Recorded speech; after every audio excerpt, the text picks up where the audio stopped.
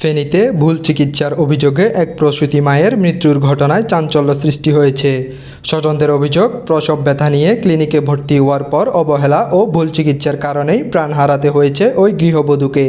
ঘটনার পর প্রশাসন ক্লিনিকটিকে সিলগালা করেছে। ফেনী শহরের বেসরকারি ওয়ান স্টপস ম্যাটারনিটি ক্লিনিকে প্রসব ব্যথা নিয়ে শুক্রবার রাতে ভর্তি হন ফাজিলপুর এলাকার প্রসূতি মা নাইমা আক্তার লিজা। রাত প্রায় 9টার দিকে চিকিৎসকেরা অস্ত্রোপচারের সিদ্ধান্ত নেন এবং সফলভাবে নবজাতক ভূমিষ্ঠ হয়। তবে অপারেশনের পরপরই রোগীর অতিরিক্ত রক্তক্ষরণ হয়, যা নিয়ন্ত্রণ আনতে ব্যর্থ হয় দায়িত্বরত চিকিৎসকেরা। ব্লাড ব্যাঙ্গার পরে এরা কতদিন জরায়ুতে সমস্যা জরায়ুতে কাটিয়ে লাইছেন এখানে তারা অপারেশন করতে জরায়ু কারণে ব্লাড ব্যাঙ্গা শুরু হয়েছে আনের কিডনি হেট হয়ে গেছে, কিডনি দুর্বল হয়ে গেছে। তখনই আনের এটা এবার তারা হোটেলে যাই সামান্য আবার কি অপারেশন করছে আসলে বেগুন করছে আনের তারা অপারেশন করছে, অপারেশন করে সিটেঙ্গা দিচ্ছে।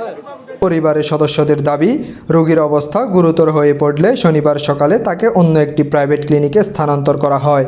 সেখানে অবস্থার আরও অবনতি হলে বিকেলে তাকে চট্টগ্রাম মেডিকেল কলেজ হাসপাতালে পাঠানো হয়।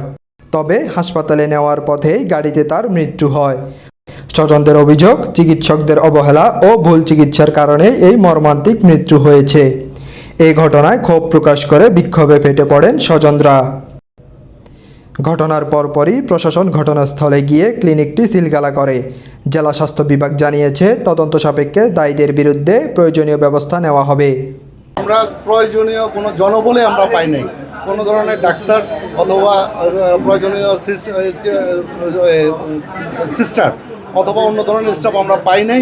যেহেতু কোনো ধরনের জনবল নাই, সুতরাং এই হাসপাতালকে আমরা সিলগালা করে দেব। পাশাপাশি আইনশৃঙ্খলা পরিস্থিতি স্বাভাবিক রাখতে ক্লিনিকে পুলিশ মোতায়েন করা হয়েছে।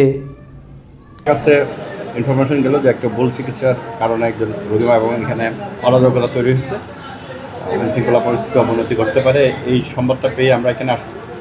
এখানে চিকিৎসার বিষয়টি এখানে সিভিল সার্জন মহোদয় আছে, উনি বিষয়টি দেখবেন, আর আইনশৃঙ্খলা বিষয়টি আমরা দেখব।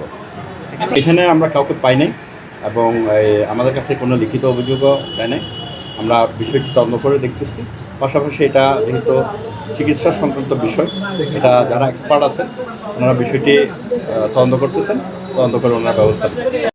প্রসূতি মায়ের মৃত্যুকে কেন্দ্র করে এলাকায় শোক ও ক্ষোভ বিরাজ করছে। দোষীদের দৃষ্টান্তমূলক শাস্তির দাবি জানিয়েছেন স্বজনরা। নিউজ ডেস্ক, জনতার কণ্ঠ 24.com।